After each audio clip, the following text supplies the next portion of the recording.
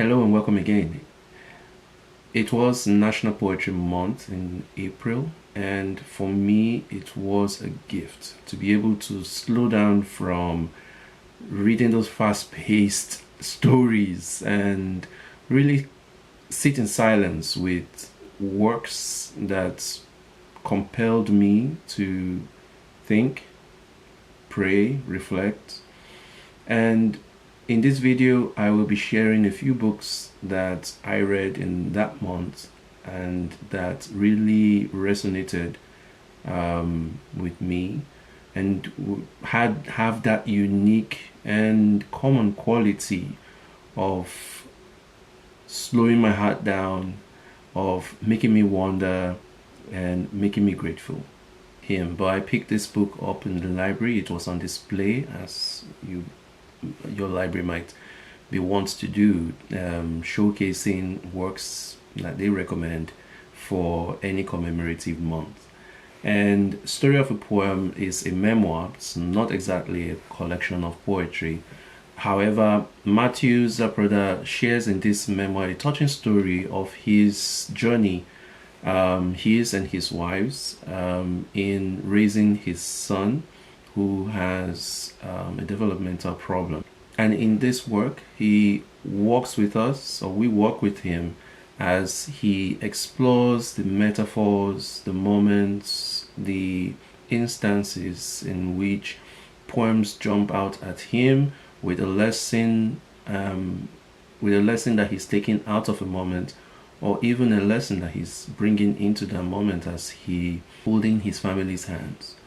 And I enjoyed this. I will take I'm going to read an excerpt which I enjoyed greatly, and this sort of summarizes not just the sentiments around this the National Poetry Month, or even the experience of reading poetry, but in a very humbling way encapsulates what goes through his mind, or what influences him in those moments when he extracts these poems from his life experience.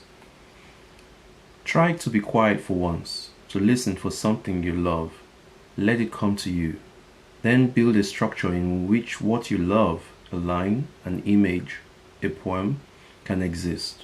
A situation, a scene, a sonnet, a ghazal, an ode, an abandoned palace, a happy graveyard, a breeze, a ghost ship's wake, a map in winter, a rose factory, someone crossing the ocean in a fabulously unseaworthy craft, a marriage, a meal, a crucial childhood memory that never occurred, a radio being endlessly, impatiently tuned, so on and so on and so on until the line can leave there. You hear them, then the poem can begin. So again, this would be my introduction to Matthew Zapruder, and I'm really grateful for it. And I'll definitely be checking out his other collections or other works. And again, thanks to the National Poetry Month for bringing in another beautiful, a jewel of literary work along my way.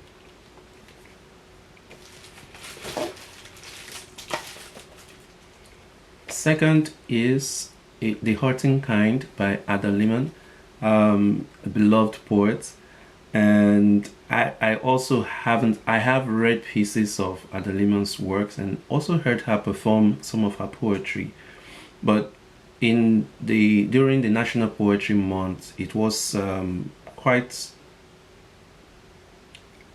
thought I could discipline myself to read a collection of her works at a go and kind of soak myself in the things or the elements of her poetry, that signature elements of her poetry that I've always loved. My favorite poem in The Hurting Kind, this collection, is The End of Poetry. And in this poem, she explores not just the instances in which we try to draw out a poem or a beautiful imagery, but she expands on that experience, and she does this in a very beautiful way by trying to draw an antithesis with, and she does this in a very beautiful way through her masterful use of language and playing on that language as well. Throughout the poem, she uses the determiner phrase "enough of" as an anchor for juxtaposing two functions of language, not just of language in the context of this poem, not just to show a finality or not just to connote finality, but to expand it and make it more inclusive. So she says, enough of osseous and chickadee and sunflower, and then on another line, enough of thus and prophecy. In another line, she says, enough of the mother and the child and the father and the child. In another line, she says, enough of the brutal and the border.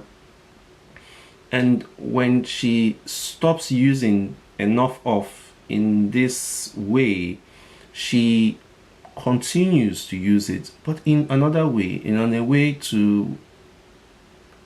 to mean something else. And for example, she says, enough, I am alone and I am desperate.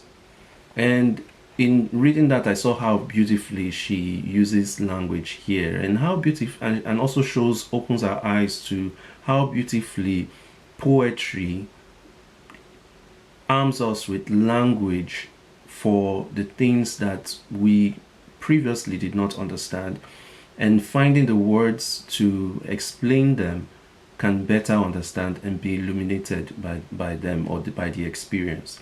And I want to thank Limón for that beautiful poem, and of course for this beautiful collection. It was a treasure to find during the National Poetry Month. The third is Creating Poetry by John Drury, and he's an academician, he's a scholar, and he's also a poet.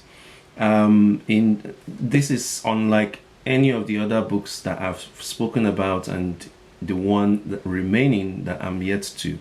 In Creating Poetry, he shows or shares with us the elements of poetry that we can learn in order to better appreciate this genre and this art. My favorite section of this book, of course, was the one in which he talks about language. And he has these other beautiful chapters as well, where he talks about language, he talks about sight, shaping, movement, sound, patterns, voice, all these many elements that we can get a handle of in explaining or understanding, critiquing, tearing apart poems that we engage with. And I believe, well, for me personally, I enjoyed this book because it gave me language through which I could better explain or better identify the things that I love about a poem.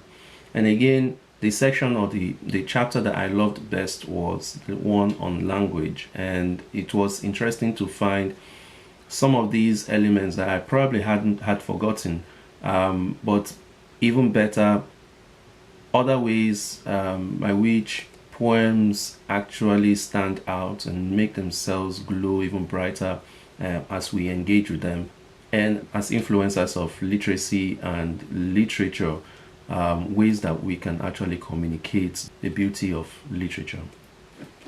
The last is You Could Make This Place Beautiful by Maggie Smith, and I didn't know it on when I picked up this book, but it turns out that she's actually a big deal. It's embarrassing for me to say, especially knowing how big she is, and how widely loved she is as well. I seem to have a penchant for picking up poems or poetry collections by women. My favorite poet is actually May Satin, and she's not very popular, but I hope that anyone who is watching this and may have come across her work can tell me what they love about her work and how dearly they think she is to them.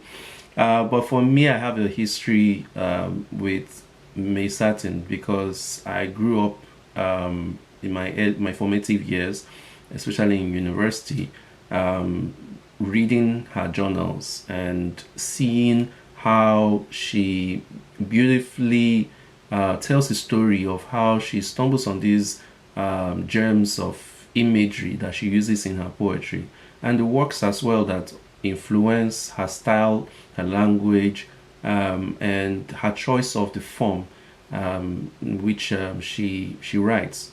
With You Could Make This Place Beautiful, Maggie Smith. This is not a poetry collection but a memoir, and in this memoir Maggie Smith holds our hands as she chronicles and shares reflections, notes from her notebook about her separation from her husband and the impact that had on her personally and on her family. And it was a beauty, it was a gift to hear in her own words how she processed the betrayal, how she processed daily the thoughts and her process for healing, and also see how these poems come out from certain bright moments of illumination, of catharsis, or just sheer not curiosity or strength, resilience while writing the poems. And I think one thing I take away from her collection is how unresolved we are. We're not finished. We are all in the process of wrestling demons or wrestling questions that may go unanswered. And I'm grateful to have come across this memoir, and so much so that I've extended an invitation to Maggie Smith to join me on my podcast, Lead with Storytelling. So fingers crossed, if I get a response from her or her publicist, that would be great. But again, this year, the National Poetry Month was very meaningful to me. I was beyond these writers that I have spoken about. I have also been introduced to a few other poets and enjoyed their works immensely. There are too many to count on this video, but hopefully I'll be able to make a list of them, or even find some opportunity to talk about them individually, either in this format or on my blog sochiazu.com. Again, thank you so much for listening to me ramble and nerd out on these poems, and I look forward to seeing you in the next one. So please like, share, comment, and share this video with someone you believe believes that storytelling matters.